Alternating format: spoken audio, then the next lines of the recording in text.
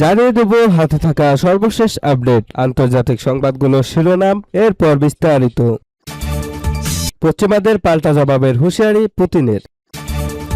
আরও জানিয়ে দেব মধ্যপ্রাচ্য ইসরায়েলের দাপট ঠেকাতে পারবে কি সৌদি, তুরস্ক ও পাকিস্তানের প্রতিরক্ষা জোট। আরও জানিয়ে দেব বাংলাদেশ ভ্রমণে কানাডার কড়া সতর্কতা। সর্বশেষ জানিয়ে দেব রাশিয়ার সঙ্গে যুদ্ধবন্ধে যুক্তরাষ্ট্রকে নতুন প্রস্তাব দিয়েছে ইউক্রেন। পশ্চিমাদের পাল্টা জবাবের হুঁশিয়ারি পুতিনের। রাশিয়ার বাণিজ্যিক জাহাজ জব্দ করলে মস্কো পাল্টা ব্যবস্থা নেবে বলে হুঁশিয়ারি দিয়েছেন দেশটির প্রেসিডেন্ট ভ্লাদিমির পুতিন। বুধবার 12 আগস্ট তিনি বলেন, রুশ জাহাজ জব্দের ঘটনা ঘটলে রাশিয়া সমানভাবে পাল্টা জবাব দেবে। পুতিন বলেছেন, রাশিয়ার প্রতিক্রিয়া শুধু যে এলাকায় রুশ জাহাজ জব্দ করা হবে সেখানে সীমাবদ্ধ থাকবে না, প্রয়োজন ও উপযুক্ত মনে করলে যে কোনো জায়গায় ব্যবস্থা নেওয়া হতে পারে। এমনকি প্রশান্ত মহাসাগরীয় নৌবহরের দায়িত্বাধীন এলাকাতেও রুশ পদক্ষেপ নেওয়ার ইঙ্গিত দেন তিনি। রুশ নাবিকদের বিষয়টিতে বিশেষ নজর দেওয়ার নির্দেশ দিয়েছেন পুতিন। তিনি জানান, প্রতিরক্ষা মন্ত্রণালয় ও প্রশান্ত মহাসাগরীয় নৌবহরের কমান্ডোকে ইতিমধ্যে প্রয়োজনীয় নির্দেশনা দেওয়া হয়েছে এবং এ বিষয়ে তাদের কাছে থেকে প্রস্তাব চাওয়া হয়েছে। ইউক্রেন যুদ্ধকে কেন্দ্র করে রাশিয়ার শ্যাডো ফ্লিটের উপর ইউরোপীয় দেশগুলোর চাপ ও জাহাজ আটকানোর ঘটনা বাড়ার মধ্যেই পুতিন এই সতর্কবার্তা এলো। তবে এ বিষয়ে এখনো কোনো পশ্চিম দেশ কোনো বিবৃতি দেয়নি। রাশিয়ার প্রেসিডেন্ট অবশ্য একই সঙ্গে বলেছেন, জাতীয় নিরাপত্তা জোরদারের পাশাপাশি প্রতিবেশী ও বন্ধুত্বপূর্ণ দেশগুলোর সঙ্গে পারস্পরিক স্বার্থের প্রতি সম্মান রেখে সমঝোতায় পৌঁছাতে রাশিয়া প্রস্তুত।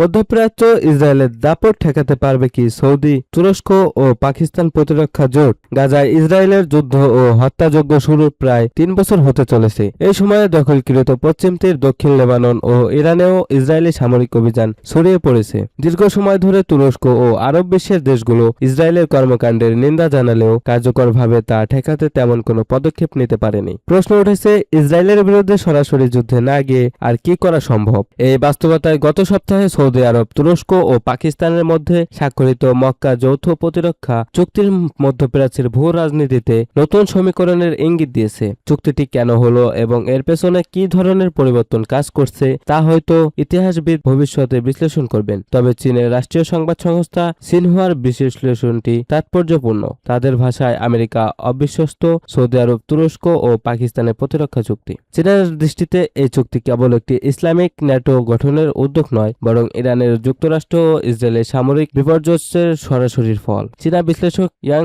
শুয়েতুং এর মতে, এই যুদ্ধ যুক্তরাষ্ট্রের সামরিক শক্তি ও তার মিত্রদের নিরাপত্তা দেওয়ার সক্ষমতা নিয়ে আরব দেশগুলোর মধ্যে নতুন প্রশ্ন তৈরি করেছে। ফলে আঞ্চলিক দেশগুলো বুঝতে শুরু করছে, তাদের জাতীয় নিরাপত্তা কেবল যুক্তরাষ্ট্রের উপর নির্ভর করে নিশ্চিত করা সম্ভব নয়, নিজেদের সক্ষমতার উপরও নির্ভর করতে হবে। কাগজে কলমে সৌদি আরব, তুরস্ক ও পাকিস্তান সম্মিলিত সামরিক সক্ষমতা যথেষ্ট শক্তিশালী। 3 দেশের সমন্বিত নামমাত্র জিডিপি প্রায় $3.3 ট্রিলিয়ন।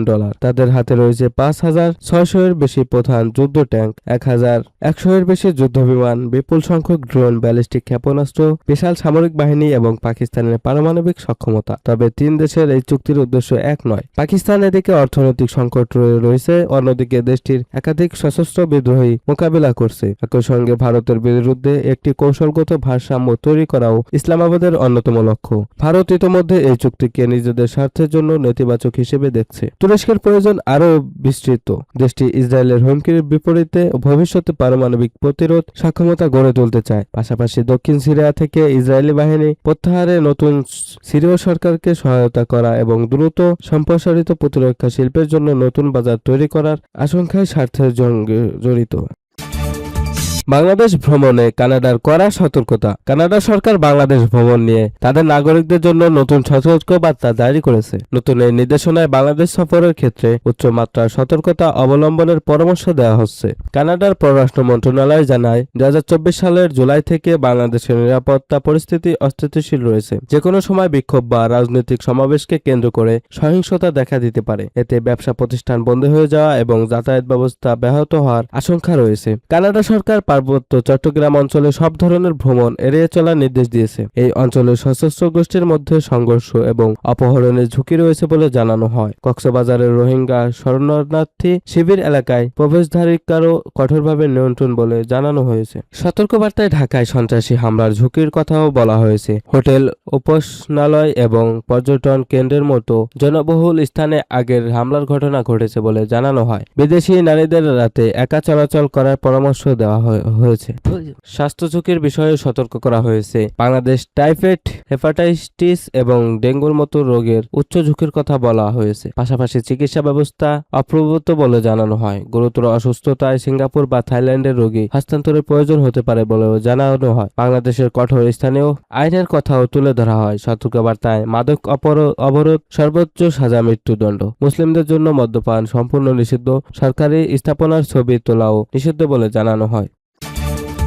রাশিয়ার সঙ্গে যুদ্ধ বন্ধে যুক্তরাষ্ট্রকে নতুন প্রস্তাব দিয়েছে ইউক্রেন। রাশিয়ার সঙ্গে 4.5 বছরের যুদ্ধের অবসান ঘটাতে যুক্তরাষ্ট্রকে নতুন কিছু প্রস্তাব দিয়েছে ইউক্রেন। মঙ্গলবার 11 আগস্ট রাতে দেওয়া ভিডিও ভাষণে এ তথ্য জানিয়েছেন দেশটির প্রেসিডেন্ট ভ্লাদিমির জেলেনস্কি। জেলেনস্কি বলেন, আমরা আমাদের প্রস্তাবগুলো মার্কিন পক্ষের কাছে পৌঁছে দিয়েছি, তবে প্রস্তাবগুলোর বিস্তারিত কিছু জানার নেই তিনি। ইউক্রেনের প্রেসিডেন্ট বলেন, রাশিয়ার বিরুদ্ধে চাপ বাড়ানোর পাশাপাশি যুক্তরাষ্ট্র ইউক্রেনের প্রতিরক্ষা সক্ষমতা, বিশেষ করে আকাশ প্রতিরক্ষা ব্যবস্থা শক্তিশালী করতে সহায়তা করতে পারে। এর মাধ্যমে মস্কো যুদ্ধ দীর্ঘায়িত করার পরিবর্তে যুদ্ধের অবসানের প্রস্তুতিও নিতে বাধ্য করা সম্ভব হবে বলেও মন্তব্য করেন তিনি। এদিকে ইউক্রেন ও রাশিয়া উভয় পক্ষ থেকে ইঙ্গিত পাওয়া গেছে যুক্তরাষ্ট্রের আলোচককারীরা শীঘ্রই দুই দেশ সফর করতে পারেন। তবে ইউক্রেনে রাশিয়ার আগ্রাসন বন্ধে চলমান আলোচনা বেশ কিছুদিন ধরে কার্যত অচল হয়ে আছে। 2022 সালে রাশিয়া ইউক্রেনের অভিযান শুরুর পর থেকে যুদ্ধবন্ধে একাধিক দফা আলোচনা হলেও যুক্তরাষ্ট্র